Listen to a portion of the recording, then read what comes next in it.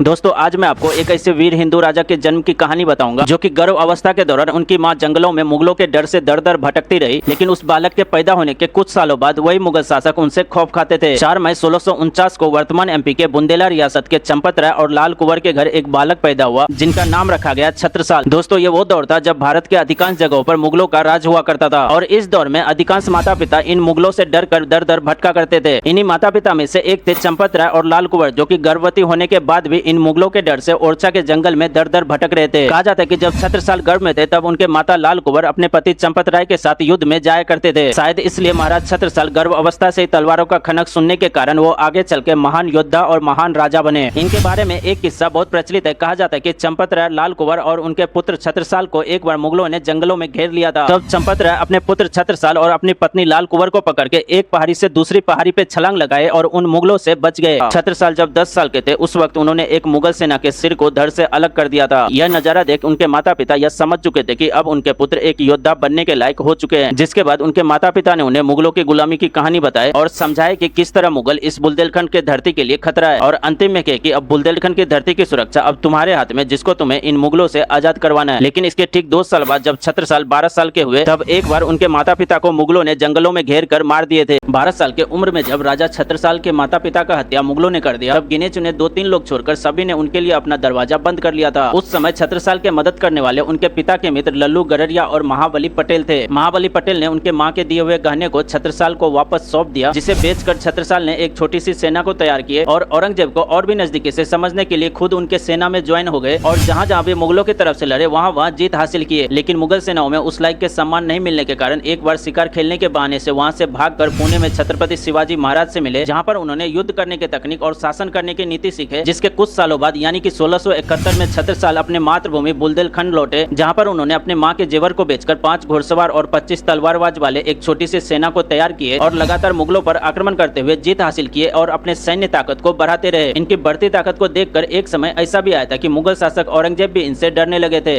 दोस्तों ओरछा के मंदिर पर हमला करने के लिए औरंगजेब ने जब फिदाई खान को भेजा तब वहां के राजा सुजन सिंह को यह एहसास हो गया था कि मुगल किसी का नहीं हो सकता। तब सुजन सिंह ने बुंदेलखंड के राजा छत्रसाल से माफी मांगकर मदद मांगी। माफी इसलिए मांगी क्योंकि सुजन सिंह ने छत्रसाल के माता पिता की हत्या करवाने में मुगलों का साथ दिए थे। माफी मांगने के कारण छत्रसाल और उनके सेनाओं ने मुगल सेनाओं को घेर लिया, जिसमें फिदाई खान को वहां से वापस लौटना पड़ा। 3 दिन बाद फिदाई खान ने ओरछा पर वापस हमला किया, लेकिन वहां पर छत्रसाल और उनके सेना पहले से ही तैनात थे, जिसके कारण मुगल सेनापति फिदाई खान को भारी नुकसान का सामना करना पड़ा और छत्रसाल और उनके सेनाओं का जीत हुआ था। दोस्तों यह युद्ध इतना भयंकर चला था कि इस युद्ध को एमपी के हल्दी घाटी युद्ध के नाम से भी जाना जाता है। इस युद्ध के बाद वहां के लोगों में इतना हौसला बढ़ा कि 70 सरदारों मुगलों के खिलाफ हो गए और राजा छत्रसाल के साथ आ गए, जिसके कारण राजा छत्रसाल ने 2 साल के अंदर छोटे बड़े वो सभी जगहों को मुगलों से वापस लिया जिसपे मुगलों ने कब्जा कर रखा था। छत्रसाल जब 12 साल का था उस समय उनके माता पिता का हत्या मुगल शासक औरंगजेब ने करवा दिया था, जिसके कुछ सालों बाद छत्रसाल बुंदेलखंड के धरती पर वापस आए और छोटी सी सेना तैयार कर उन सभी राजपूत राजाओं से पहला बदला लिए जो कि उनके माता पिता के हत्या के साजिश में मुगलों का साथ दिए थे। जिसके बाद वो सभी जगह पर अपना विजय पताका लहराते गए जिसको मुगलों ने कब्जा कर रखा था। आखिरकार थक हार कर मुगल शासक औरंगजेब 1707 में छत्रसाल से संधि कर उन्हें बुंदेलखंड का राजा बना दिया। लेकिन इसी साल औरंगजेब की मृत्यु भी हो गई। कहते हैं कि 1707 से 1727 तक छत्रसाल और मुगलों के बीच संबंध ठीक ठाक चला, लेकिन 1727 में इलाहाबाद के मुगल सूबेदार मोहम्मद खान बंगस ने बुंदेलखंड पर हमला किया। ये वो साल था जब राजा छत्रसाल का उम्र 77 साल हो चुका था और उनके हाथों में पहले जैसे ताकत नहीं रहा था। जिसके बाद राजा छत्रसाल ने मदद लेने का निर्णय लिया और एक पत्र मराठा साम्राज्य को चलाने वाले बाजीराव को लिखे, जिसमें छत्रपति शिवाजी महाराज द्वारा बुंदेलखंड को दिए गए वो सभी वादे को याद दिलाए। जिसमें लिखा था, क्या आपको पता है बाजीराव, मैं अभी उस स्थिति में हूँ जिसमें वो हाथी था और मगरमच्छ ने उनके पैर को जकड़ लिया था। वैसे मेरे वंश भी खत्म होने की ओर है, इसलिए आप आइए और मेरी प्रतिष्ठा को बचा लीजिए। छत्रसाल ने हाथी का उदाहरण इसलिए दिए क्योंकि वो भी एक समय एक महान योद्धा थे, लेकिन ढलती उम्र के कारण उनके हाथों में उस समय उस तरह के जान नहीं बचा था। पत्र पाते ही बाजीराव बिना समय गवाए अपने सेनाओं के साथ बुंदेलखंड की ओर निकल गए। कहा जाता है कि उनके आने की खबर सुनते ही मोहम्मद खान बंगस युद्ध भूमि छोड़कर निकल गए। लेकिन कुछ इतिहासकार यह भी लिखते हैं कि जैसे बाजीराव युद्ध में शामिल हुए बंगस खुद को आत्मसमर्पण कर दिए। इस मदद से राजा छत्रसाल इतने खुश हुए कि अपने राज्य का तीसरा हिस्सा बाजीराव को दे दिए। लेकिन इसके 4 साल बाद यानी कि 4 दिसंबर 1731 को राजा छत्रसाल स्वर्गवास सिधार गए।